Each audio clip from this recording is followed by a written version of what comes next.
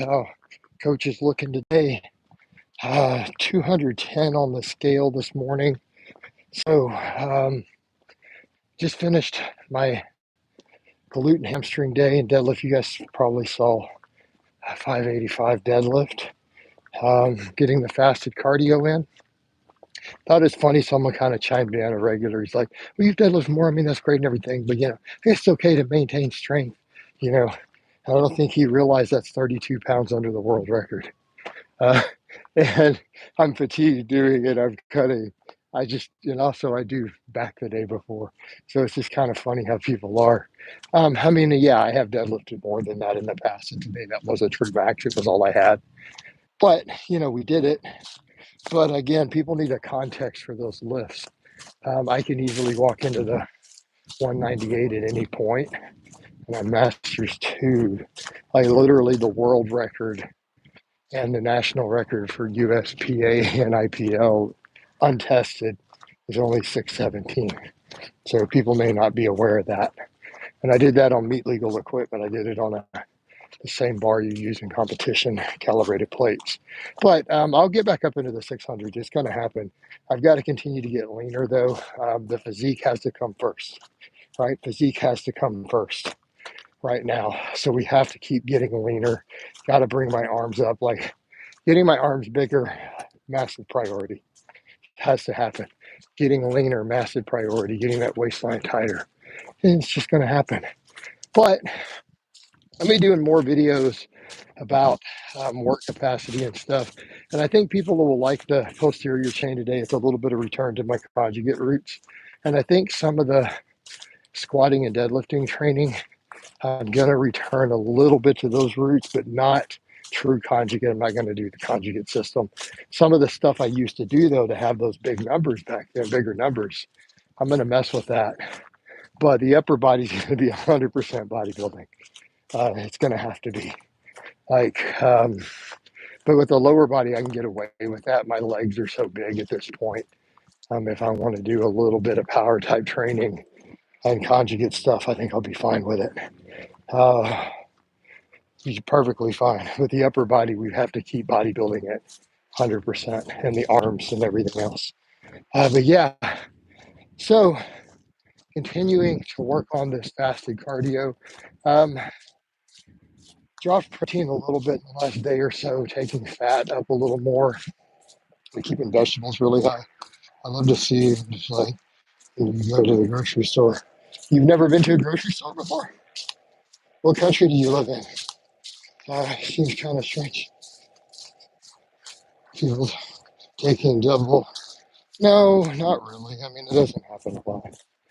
I mean, people stop occasionally and they'll talk or comment. A lot of times though, I will get people who will look at what I'm buying and ask me about diet and stuff just because of how I look. Um, yeah, plunger, what do you mean? No, I mean, guys, I'm not like freakish 300-pound bodybuilder, guys. I'm 210 pounds at, average height for an American male at 210. So, I mean, I'm not monstrous, but yeah, I mean, I'm obviously, um, obviously fit and look athletic and jacked, but it's not going to be that sort of double take. Like, again, you need a context for that. Okay. Keeping in mind, the average person is really fat. So it's not like they're not a similar body weight or overall size. It's just a different body composition. So you should post some more. Um, I'm running, I will, but I don't discuss that in here. We're sticking to purely fitness topics. Right? This is a fitness channel, and I'll occasionally put a clip up, but even the streams, we're going to stick to fitness related topics. Right? So let's hopefully stick to doing that.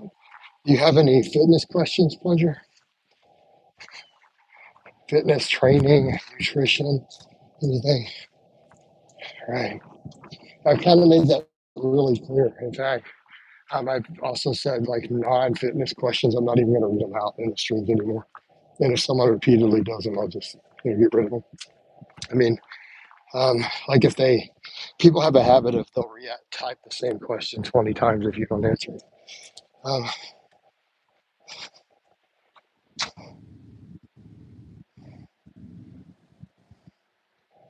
okay. Okay. So back over to the stream. At least we're getting a few people in here. But yeah, definitely good workout today. Good posterior chain day. I'll get the vlog up later. I will not have time to get it up this morning.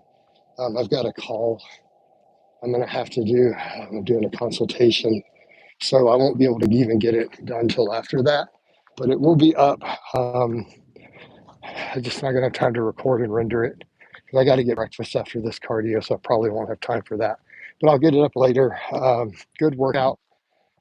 Added some extra stuff back in. Again, slight return for the lower body stuff, a slight return to my conjugate roots a little bit, but we're sticking to still mostly bodybuilding training for the most part. Upper body's going to be all bodybuilding as we continue to work on those things. But I do want to utilize some of those tools again, just for things like posterior chain and lower body strength a little, because I do need to get my squat back up.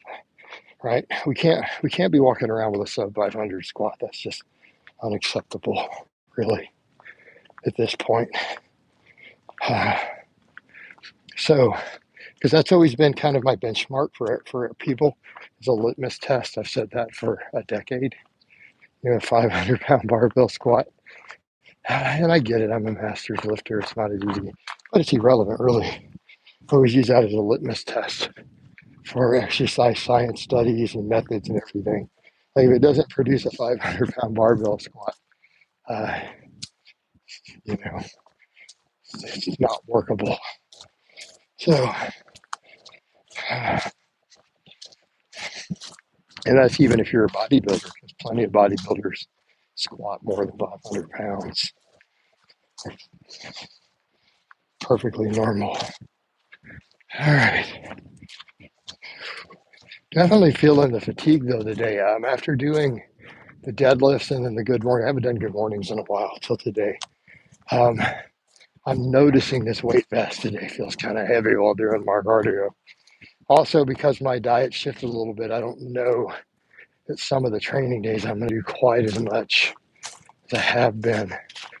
I think particularly today when I have calls to do, because I may have to do a second call later for another consultation. Again, business. Oh, by the way, on those calls, guys, I am doing those half price right now. That's why I'm getting a bunch of them in there. I'm doing them at $50 a call instead of $100 for the holidays. Thoughts on the Texas method? I'm not a fan. I don't think non-novice lifters should be doing full body training for the most part. And that's the problem. Texas method is still full body. And I feel it's a little antiquated based upon the data that we have, right? And how the body works. And you're going to end up having muscles that are underdeveloped, right? And I get it if you're trying to just squat, but do you want more than a squat? Like, do you want to be big and jacked? And if you do, it's not the right approach. Now, if you're just trying to get your squat up and you're playing high school football, I think the Texas method is fine. But is it great for a power lifter? No. Is it going to give you a great physique? No. So that's kind of my thoughts. It's a pretty good Texas high school football program, calling it the Texas method. Oh yeah, for a high school football player, it's a decent program, right? But for a lot of other goals, probably not. If we're going to just be honest about it.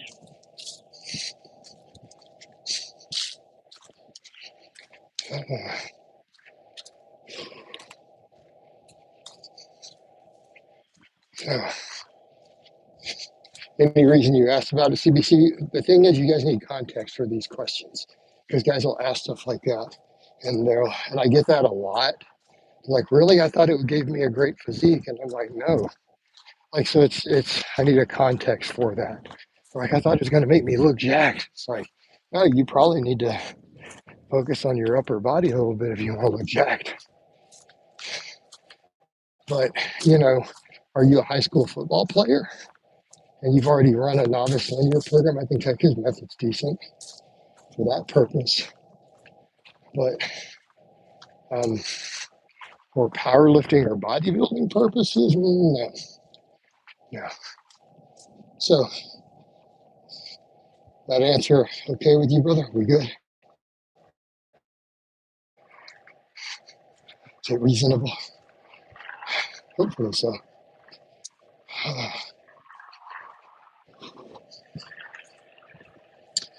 All right.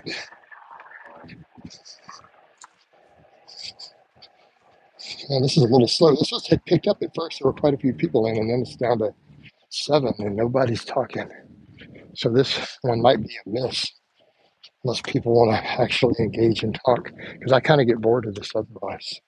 I do plenty of streams. So, I mean, if you guys definitely want to engage, I'm more than happy to. Your veins have been looking like they're popping, testing primo. And yes, that's the entirety. So people, they hear that and then they think, oh, what else? You know, and what ancillaries, what fat burn? You know, no, that's it. That's the whole thing. All right, that's it. Keeping in mind age, health, all that has to be factored in. So there's a reason I'm doing what I'm doing. What milligram? 500, 500 and 300. The two of them. So the Primo controls the E2 for me on the test, so I don't need an AI. No, why would you do twice a week? Like, you guys got to stop reading forums and actually read science and talk to doctors.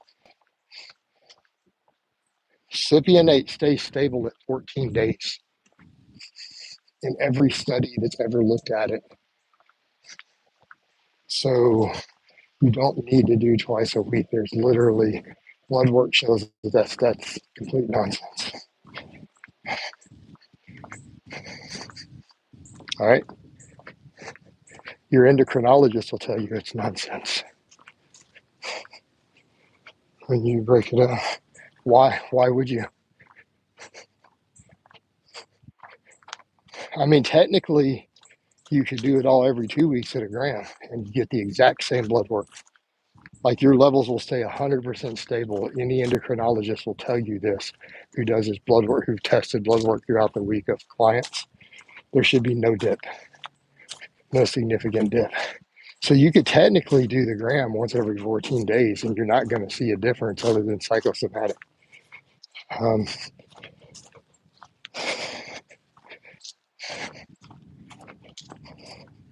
so again, I'm just telling you what an endocrinologist will tell you who works with patients on this stuff, or even your other doctors, and they'll show you on the blood work. It stays stable. And I know on forums they love to overcomplicate it and try to claim this or that. It's just not based on reality. I do once a week though, just for convenience sake.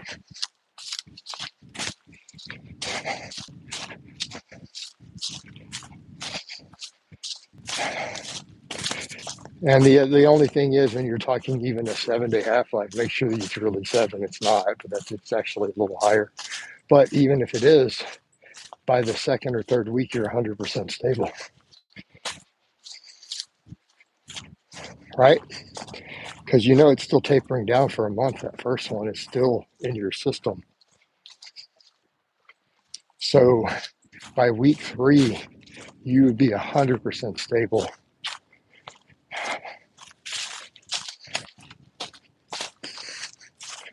All right. Well, week 3 to 4, if you're doing 14 days, week 2, you would be stable uh, by, by the end of week 3, once a week. So, again, if you don't believe me, go ask an endocrinologist who specializes in it. They'll tell you the same thing. So, I mean, it's not a matter of my opinion. And I know plenty of other coaches who will tell you the same too. They're like, this is silly form stuff. You don't have to do any of that.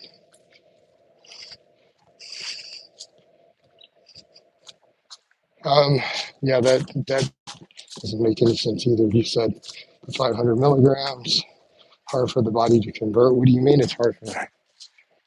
That is, again, doesn't make any sense.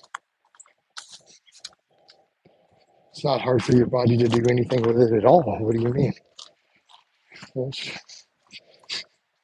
there is no conversion. Body doesn't convert anything unless you're talking about enzymic pathways or converting it into other stuff. But why would that be any harder? I mean, if the blood levels are the same, you are aware what I told you will give you the exact same blood levels, right? You're not going to see any difference. So what is harder?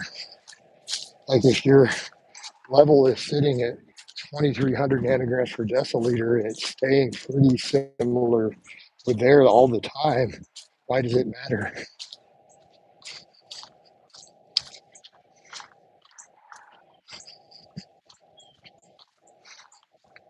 So again, it's just not based on reality. Right?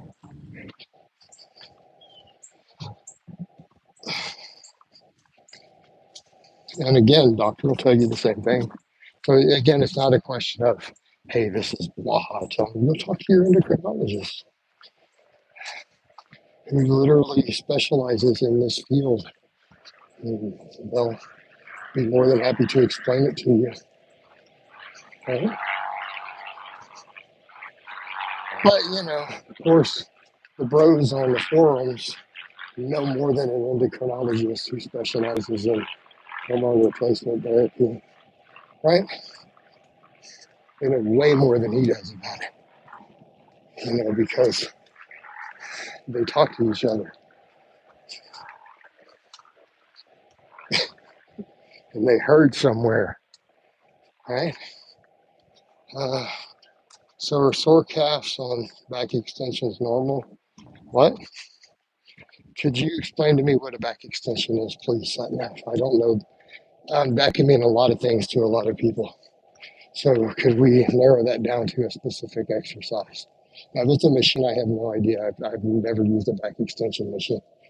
Um, I mean, Facebook groups, Reddit, things like that, Harley.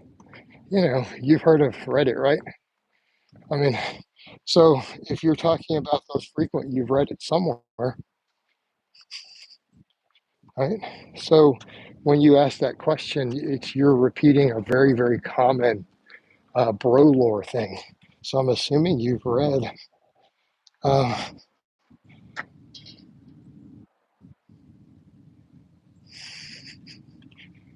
GK.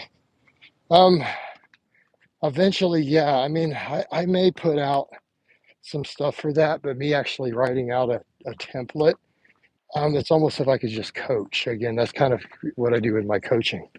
So I'm not a fan of templates, though, for the general populace outside of the novice phase. So therein lay the problem with it. People need customization at that point, right? Um, Hardly, I would think it would be incredibly silly. Well, people do. People do. And I peek through those groups and things, but I try to stick to knowledge of really experienced coaches. I try to talk to doctors. I try to talk to doctors who also work with PEDs. That tends to be where I tend to try to get anything else that I learn. Right? I know a couple MDs who are into gear also, and so we kind of we'll talk a little bit here and there.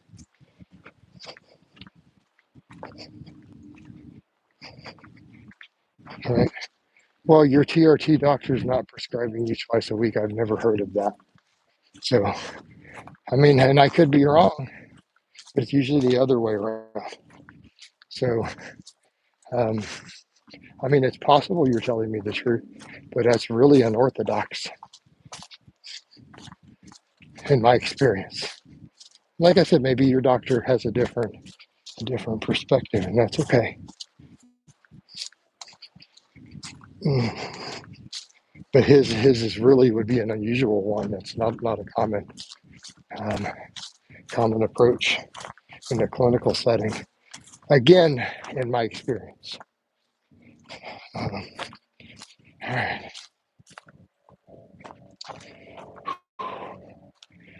All right. What else we have? Glute ham back extensions like the row.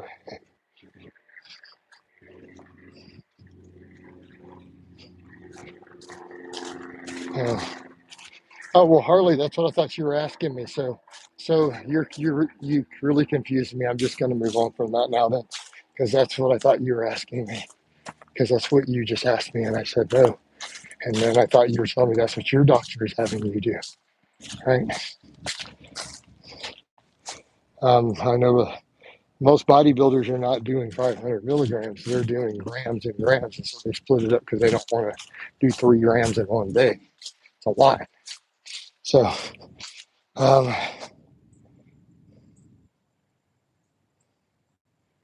right. So I have glute ham back extensions like the Rogaine brand. I mean, I suppose you could get sore calves from it, right? Yeah, it could happen. It's possible. Might want to look at what you're doing with your form, though. If your calves are getting too sore, right? You might be pushing too much with the toes on it instead of a little more flat heeled. But I mean, there's going to be tension on your calves there. It's absolutely going to happen, right? It's going to be calf tension on all those movements. I mean, squats work your calves. We have studies on this. So a lot of those movements will do that.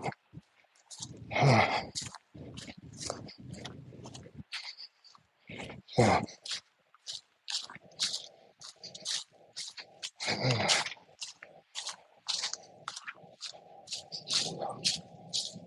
Ooh.